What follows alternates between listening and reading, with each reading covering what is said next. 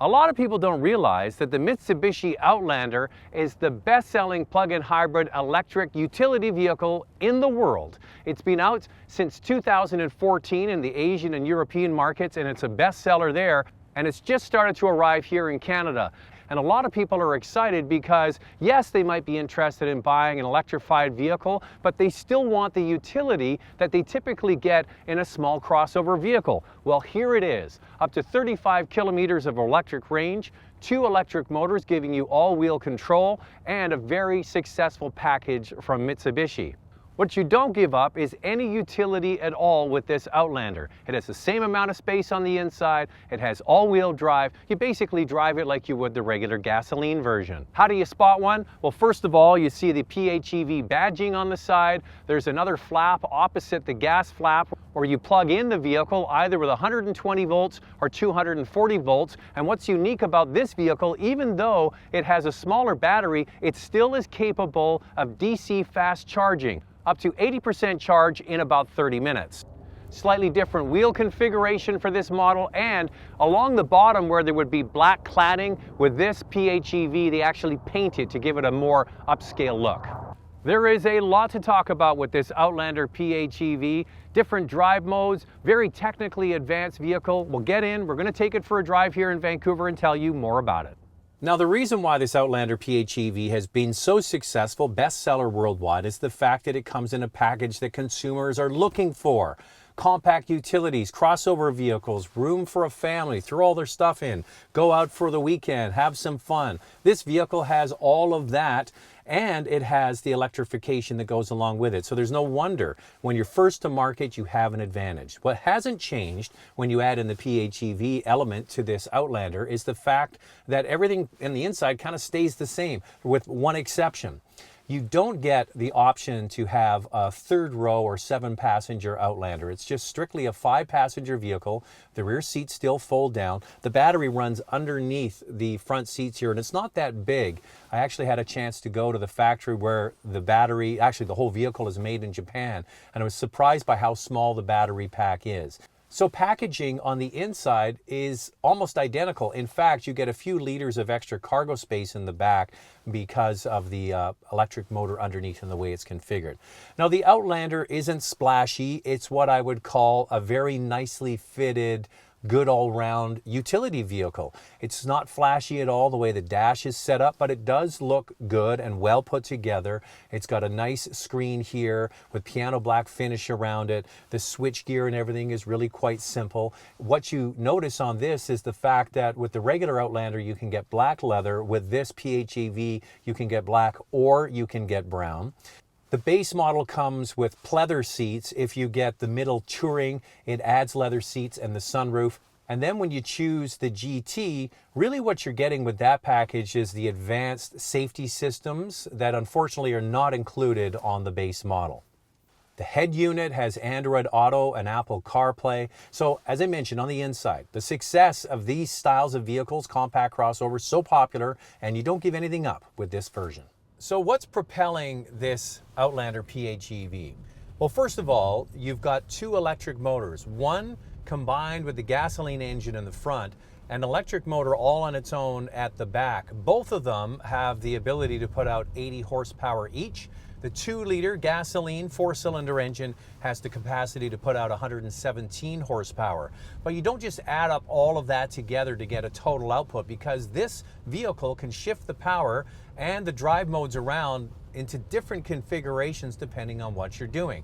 So when you drive away, initially it always starts in EV mode. Okay, now this product can actually drive up to 120 kilometers per hour just on EV.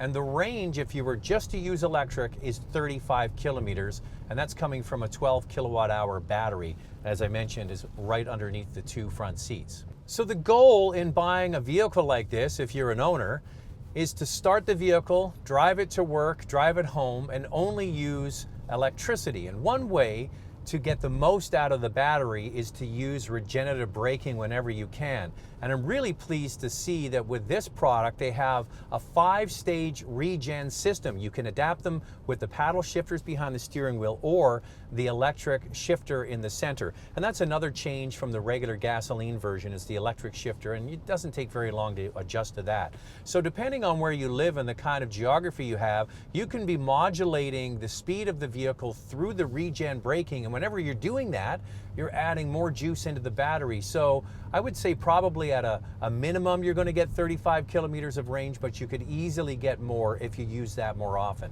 So that's electric mode. Then you have what's called series hybrid.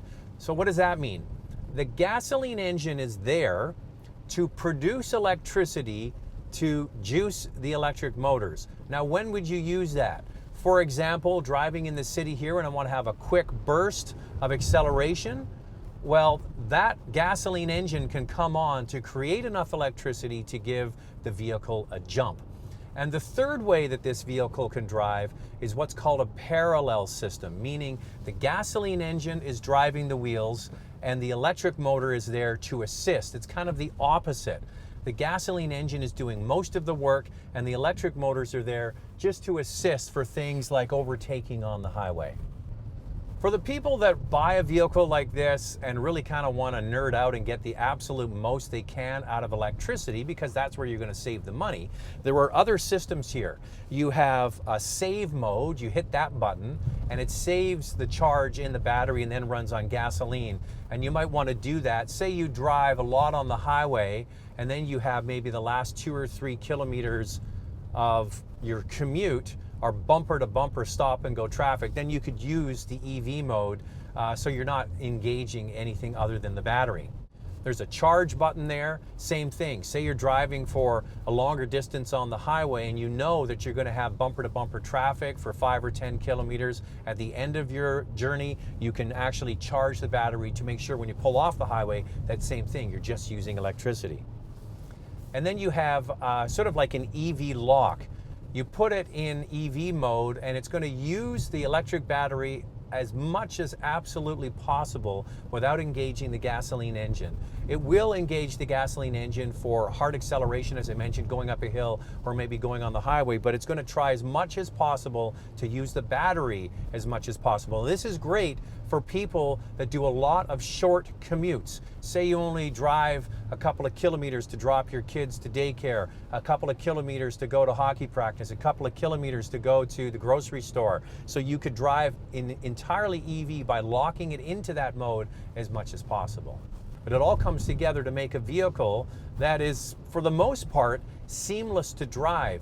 Now, Mitsubishi has never been known for their best on-center steering feel with any of their utility vehicles, and they kind of suffer a bit with this product as well. The steering isn't that direct. Now, granted, we're driving with winter tires here today, so I'll give them a bit of credit for that. But yeah, that's something they could certainly work on.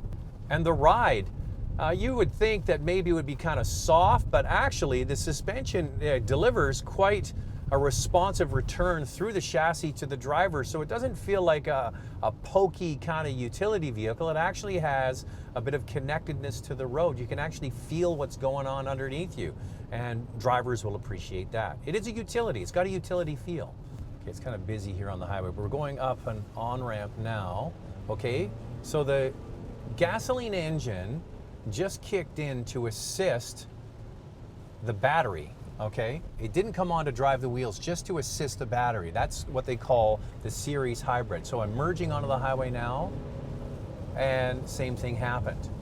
So the gasoline engine is being used as a generator. Okay, the speeds are picking up a little bit, doing 100 kilometers an hour now, foot to the floor, and that's where the gasoline engine comes on. And beep there because they're slowing down now. But yeah, it's not lighting the world on fire, but it's really no different than a lot of other compact utilities for power. I gotta tell you that. Now here's an interesting thing. You can actually tow with this, up to 1,500 pounds. Most times you would think with an advanced drive system like this, they wouldn't let you tow. You can tow 1,500 pounds. So someone buying this PHEV is making an investment in future savings, if you know what I mean. You have to put money out to save money in the long run. By being able to use electricity more than gasoline, you're going to save costs, but it costs more up front. It's basically $43,000. The top range gasoline version of the Outlander is $38,000. So it's roughly a $5,000 premium. If you want the touring version of the base model, which adds the leather seats and the sunroof, it's $46,000, and the top of range GT is $50,000. Now keep in mind there are rebates out there. So in British Columbia, you get $2,500 off the price, Quebec $4,000, and in the province of Ontario, $9,555. So in Ontario, it actually lobs quite a bit off the cost. People who typically buy these vehicles are really hedging on the future. They want to be at the leading edge to drive something efficient, but also gives up nothing. The great thing about the Outlander is you really drive it like you do any other gasoline crossover vehicle. It just happens to have a battery on board and can save you money over the long run.